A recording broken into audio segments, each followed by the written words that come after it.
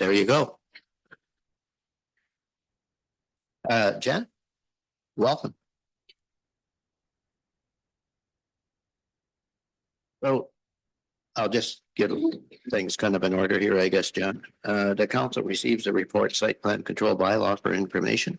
And that council directs staff to bring forth the necessary bylaw to be placed on the upcoming council agenda for approval. Mover and seconder for that. Todd and Amon. Okay, Jen, welcome. Give us a bit of an overview, please. Thank you, Mr. Mayor, and good afternoon, everyone. So site plan control is a really handy tool for municipalities to have in their toolkit when it comes to development. And county staff have been working with municipal staff to look at improving, making the planning process more efficient. The site plan control stage comes at the end of a of the planning applications that the county typically deals with, and you'll see in sometimes at committee of adjustment or through a zoning bylaw amendment, we recommend that site plan control apply, and that is to capture any development considerations that need to be implemented or maintained for the long term. So so with staff, we had a look to see what other municipalities were doing in terms of their site plan control bylaws and their processes. And so what we have done is we have put together for your consideration a site plan control bylaw that more clearly identifies when site plan control would apply. It also, in accordance with provincial requirements, delegates the authority for site plan control to a staff member. And so the province implemented this in order to streamline the process. So if you think of site plan control, it typically comes, the process typically applies when the proposal already complies with the zoning bylaw and the Ontario Building Code. So you have two other tools that you can use to regulate development within your municipality. So if there's no zoning issue, it complies with the zoning, and it meets the building code requirements, there really isn't a need for it to come back to council for approval. And that's why the province has said we can make the development process streamlined by delegating that authority to staff, because staff are the ones that are effectively already looking at these applications. So the bylaw is identifying the clerk, the deputy clerk, and the chief building official as positions that are designated the authority to deal with site plan control.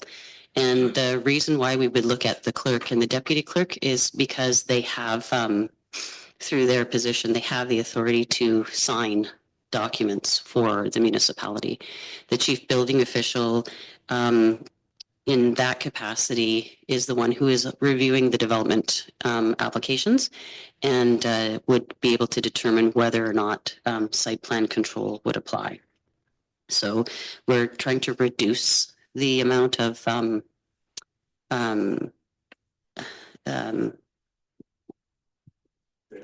yes, thank you. Yeah.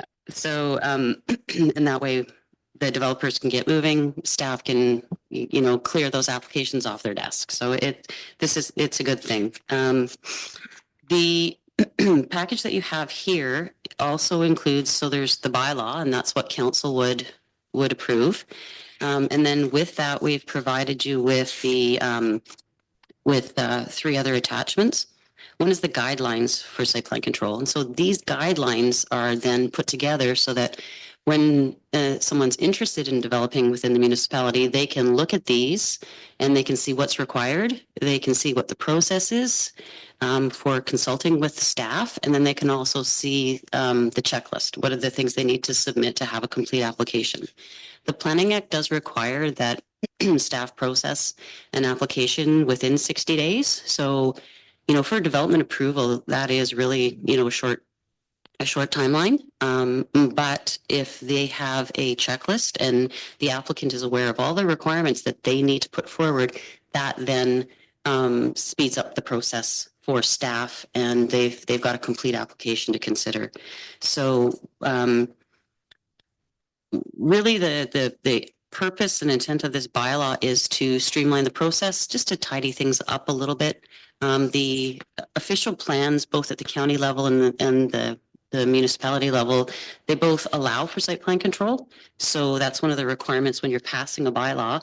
This bylaw would apply to the entire municipality, and it would, you know, apply to situations like if you have a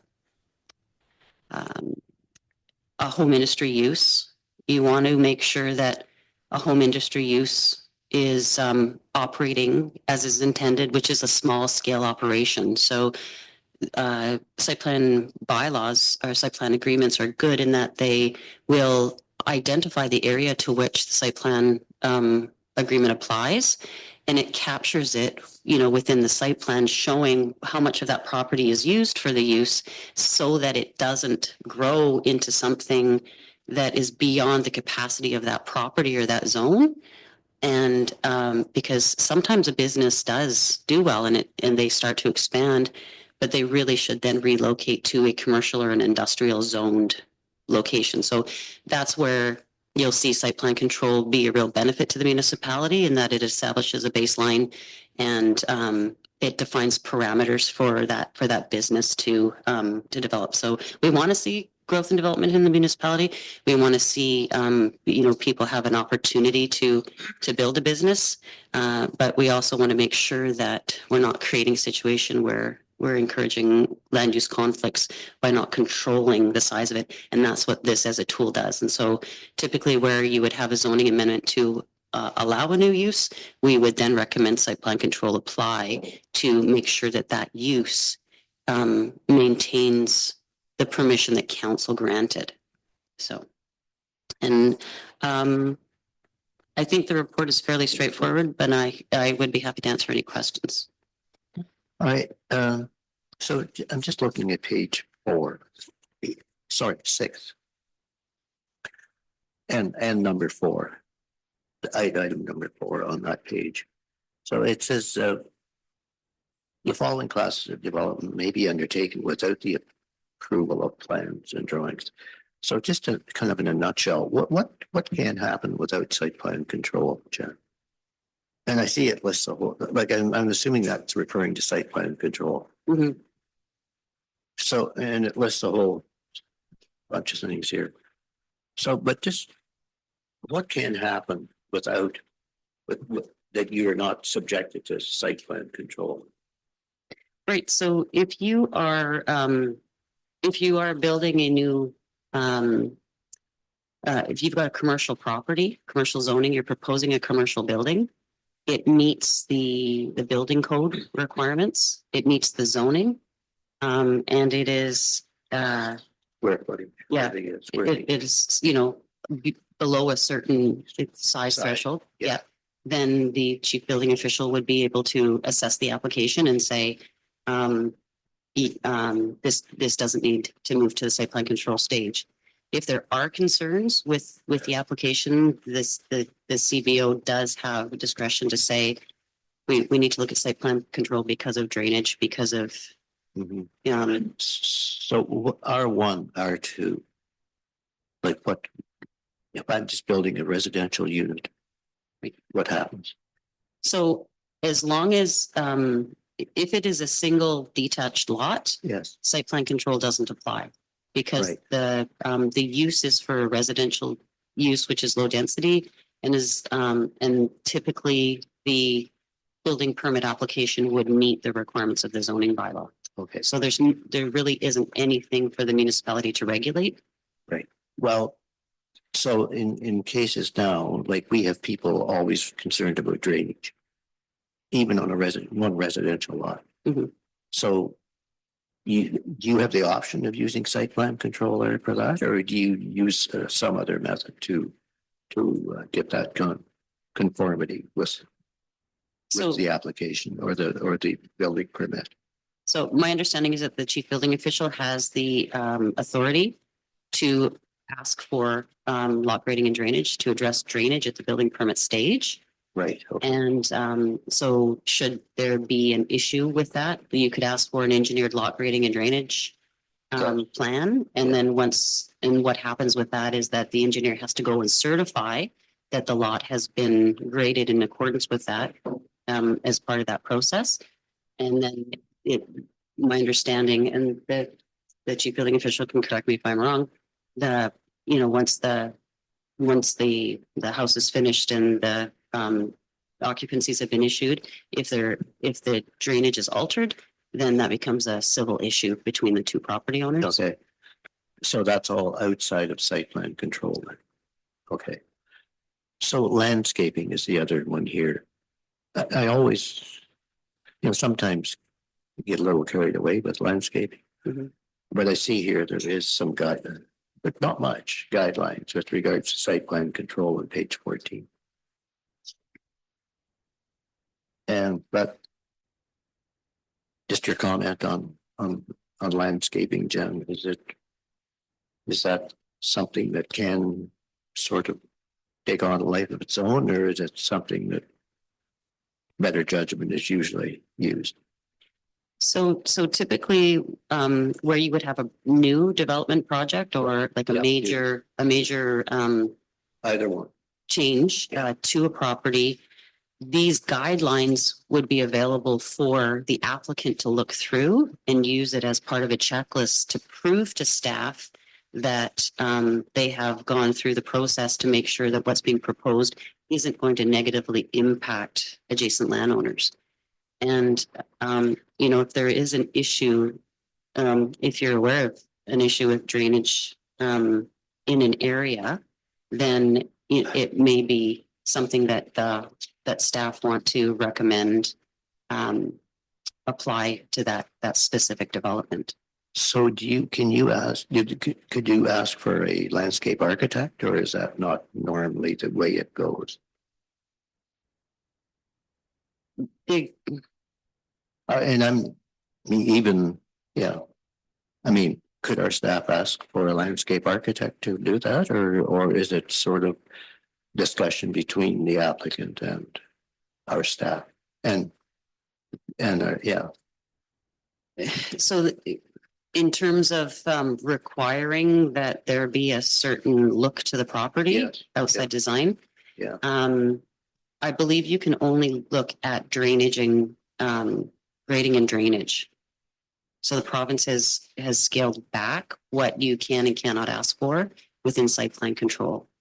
So like the aesthetics, or your building facade is not something that you can design features is not something that you can require through site plan control. So your grading and drain landscaping in terms of your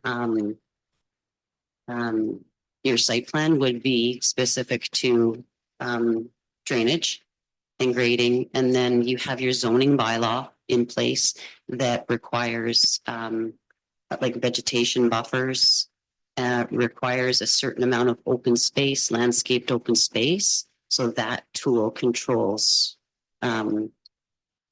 your yard, so to speak. What I'm looking at, Jen, actually is page 3, item E on item E, page 3. And it lists there like all the things that so landscaping can be part of the site plan control process. So yes, okay, as a way to implement your zoning. yes. Rob. So you're sort of dancing around my next comment here. It sounds like our CBO is becoming a planning person. And I would hope that Bruce County still has some input into that, but I don't know if we're comfortable giving our CBO that. I mean, I'm not the last guy to say we've always been after Bruce County that we should keep things a little local, like more so that we know what's going on. And that's what's happening here. What I'm a little leery about is the fact that it's a lot of information and things you have to do as CBO, right?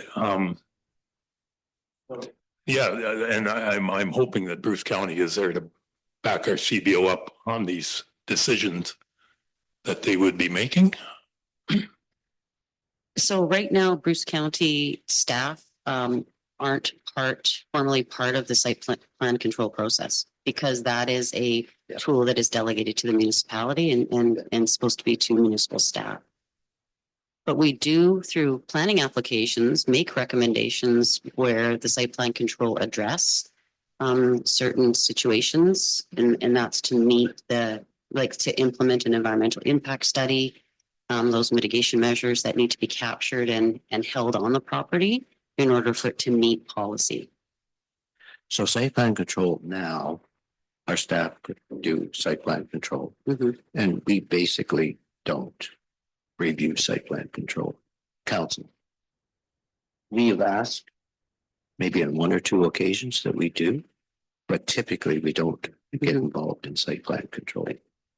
So this is just spelling it out more clearly that staff are the ones that look after site plan control. And that being our clerk, deputy clerk, and CBO. That's correct. Yeah. Okay. Okay. All right. Right. So that's my concern. Are we comfortable? I think it's a good idea, providing we have the experience and the sort of wherewithal, and that comes over time. Right. I go ahead. Yeah. The county staff are always happy to help and to weigh in on anything related to planning. So just I know we are we're happy to help. So just we're a phone call away. No, we've always appreciate the county's help for sure. Smokey. Oh, well, usually things like this where I don't, I've been around, we're to the building center, but this is still, I do ask advice from builders that I know or whatever, and it came back. No, so far, I'm not done. But anyway, just to understand the whole thing, but some of the information I got back did not have that concern. It was more that perhaps we might lose a little control. Anyway, yeah, that wasn't a concern that because I think the more control we have locally, the better. I get your point. But yeah, and that seems, well, I'm not done asking questions as usual, but yeah, it was not a concern that the county would have. Yeah. I'm just saying that they did not have that concern, that they liked the idea. I get where your concerns are, but they didn't have the concern that it would bring too much.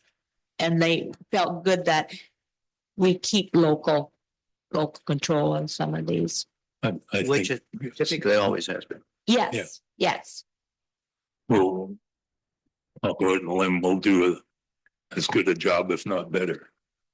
How's that sound? No pressure? Yeah. Okay. No rubber stamping. All right. So if there's no further questions. Thank you, John. Appreciate your help as always. Look forward to seeing you again. And we do have a recommendation here. We do have a mover and seconder. So we'll call a vote. All in favor. Opposed, the motion's carried. Office of the CAO. And the council received report CO 26-06, Tobermory Children's Camp hunting request for information. And the council approved a contribution of (?) to support the Tobermory Children's Camp for the 2026 season.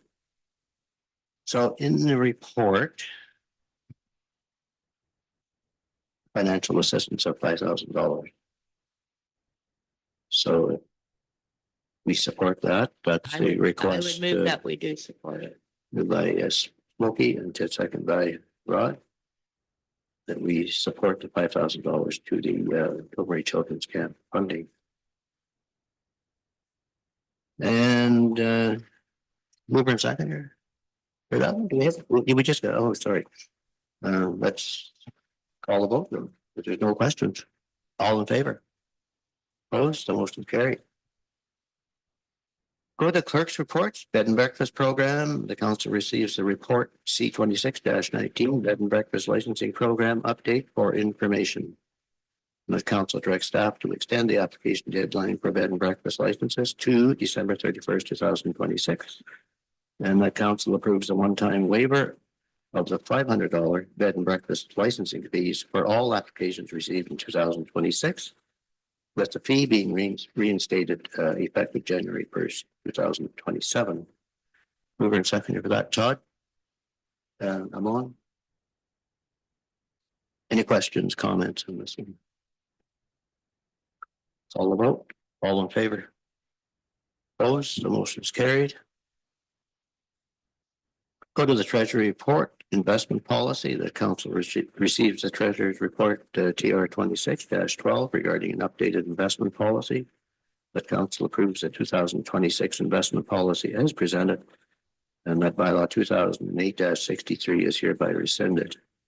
Mover and seconder for that one. Smokey, Rod. All right, Teresa, do you have any comments on that one? So just a question. So one investment is are we involved in that now or no?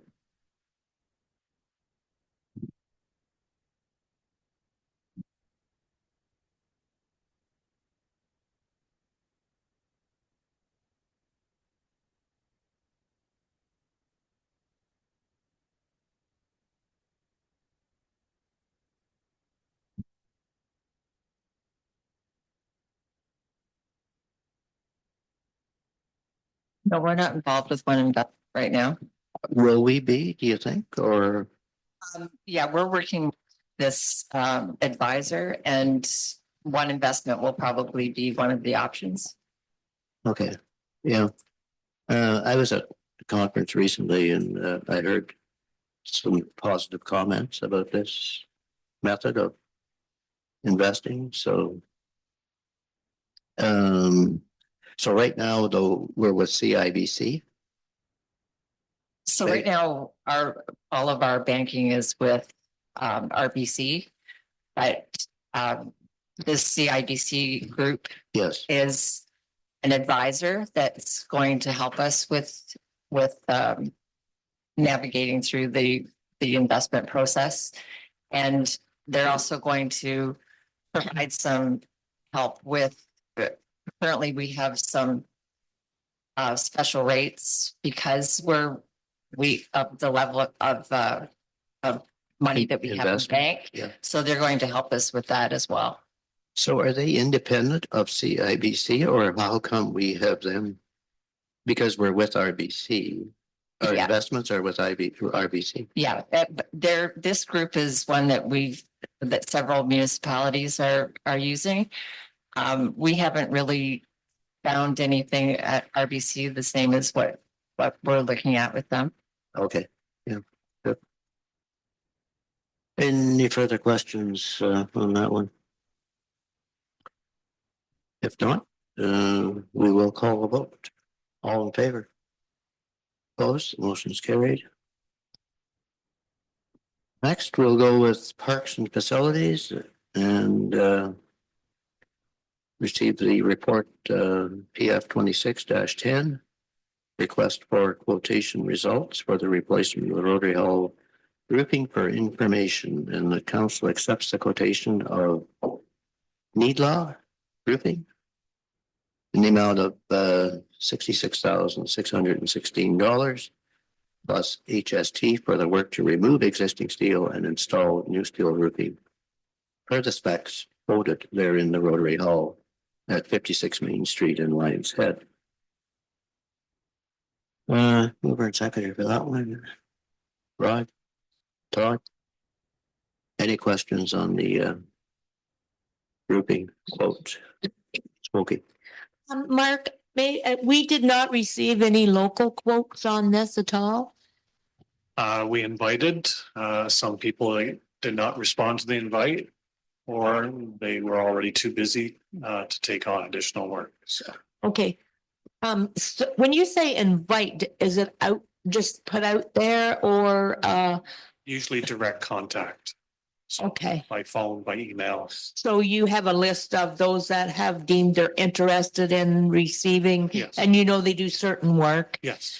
And so they have the option and if, yeah, okay, that sounds Rotary good. Hall's a little intimidating to the groupers as well because of its height, so, yes. Okay, thank you. Yeah, Yes. not, yeah. All right, any further questions on that one? We're Todd? I just have one quick question, Mark, and I just noticed this actually, otherwise I would have asked you earlier. In the report, it has the amount 66,046. But with what Mayor Milt just read out, it's 617.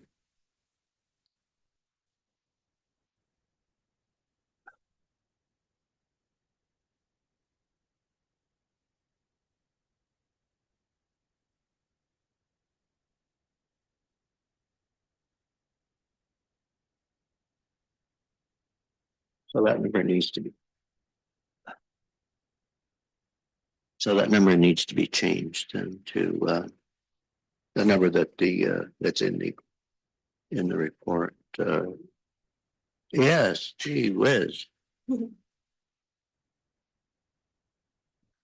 Oh. Yes. So, oh, Alex, we just changed that number then. Yes, Mr. Mayor, we can just make that change, no problem. Any further questions? I'll call the vote. All in favor? Opposed, the motion's carried. Thank you, Todd. B of the Parks and Rec. And it's the results for the replacement of the Rotary Hall siding. And the council accepts the quotation from Betts Siding and Eaves Trough in the amount of $43,546.98 plus HST for the work to remove existing siding and install new siding per the specs quoted therein for the Rotary Hall at 59 Main Street in Lions Head. Mover and seconder for that one. Todd? Among? Any questions on that one? All vote, all in favor? Opposed, the motion's carried. We'll go to correspondence. And 7A. National, they're asking for a proclamation there.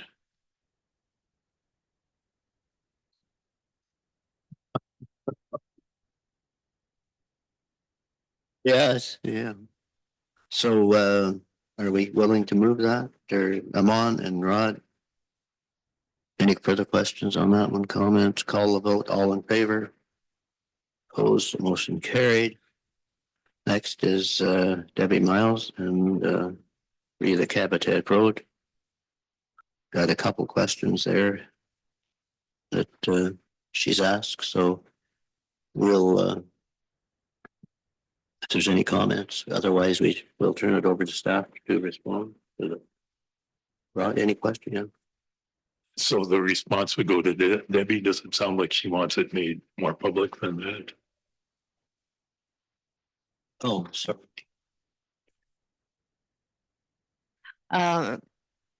It is our policy that because it's been brought to the council agenda, will be brought back to council for review prior to sending out. If the letter was directed straight to staff, that would be, but because it is being sent to council.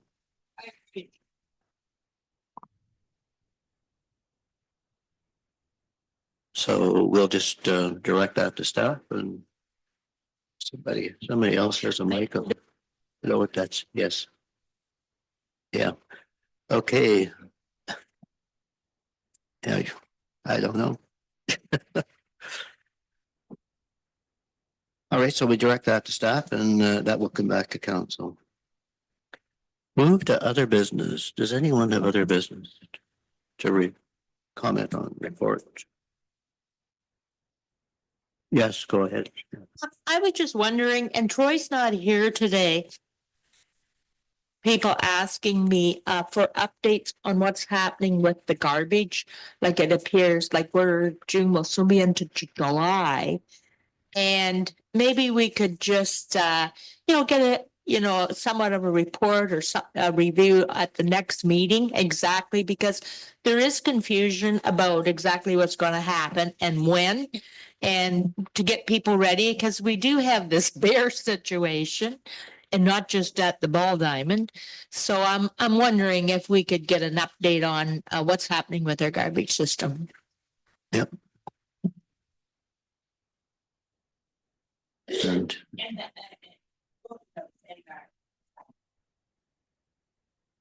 yeah, we can do that.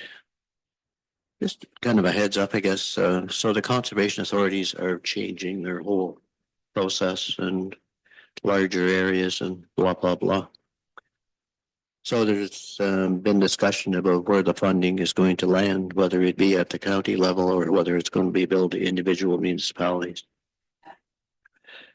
So, and there was a report on Bruce County Council last Thursday.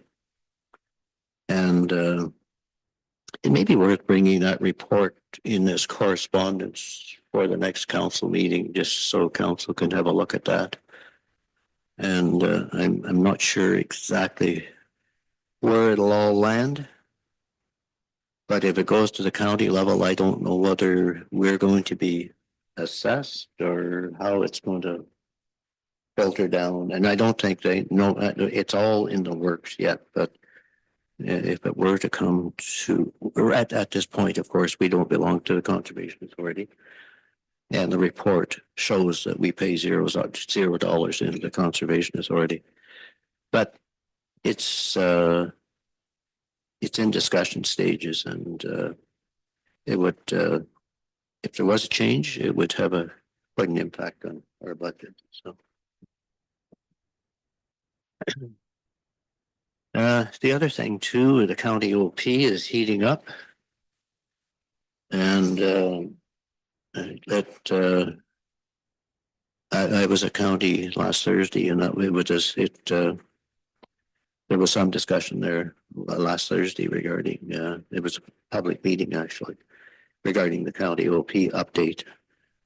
And which is the official plan, the new county official plan. And which, of course, is the official plan for all lower tier municipalities as well. So they're looking at council to adopt this plan on, was it July 16th? July 16th. So I have, after the meeting, Jack had requested a meeting to meet, because I did have a few questions regarding the, in particular, the mapping. And so Jack did ask to meet with me, and I did meet with him. And I think it would be good, just before council adopts the plan, that I've asked Jack if he would attend the July 13th council meeting, so that council can give some direction as to what their comments are on the new official plan. And as I said, in particular, the mapping. So Jack has agreed to come on the 13th, and we'll get that update.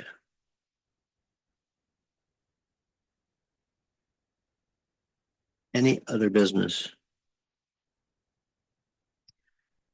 We will go to committee minutes and museum committee. Moved by Or do you want to move her and second? She don't want to move her and second for those. I'm just wondering, so we used, like, they make recommendations within the committee. So we used to say that all things adopted in the committee report would be therefore adopted by us. So do we not get a say in that, or? No, absolutely. You do get a say, Mr. Mayor. I think that we need to be a little bit mindful in terms of my preference would be that council pulls out the specific recommendation and passes that as a motion as opposed to the minutes in the entirety. Because the way that it was written before was that council would approve the minutes of the committee, but the committee approves their own minutes. So the actions within, I think council needs to pull them out and pass a motion regarding that specific action. Yeah. So what we'll do is when it comes up on the agenda, we open it up to the floor. And if that member of council who sits on that committee would like to speak to that recommendation, that way we're just being a little bit more mindful of what exactly council is approving. That's my preference, but we can also. That was the way we did handle it at one time. Okay. And then it went to the other way where we adopted all actions within the report. Okay. But I'm fine. Yes, I'm fine either way. Rob? And so that they would, we want to pull those specific recommendations out and Yes. we'll list them Yes. separately. Okay. Just so that the committee's business is aligned with council's business. And I am working on a procedural bylaw update where we can be a little bit more specific about how we handle committee actions, because right now the procedural bylaw doesn't specify that. So this is sort of what because I was seeing that motion come forward and I wasn't sure how it was translating necessarily. But council is more than welcome to pull anything from the minutes that come. That's why it's still on the agenda. I like it like that. I Okay. like where you bring a separate recommendation forward. Yes, Yeah. yeah, that way we're clear on Yeah, what council's yeah, directing yeah. staff to do. Yep. All right. So the minutes for May the 7th. And any questions, comments? All right.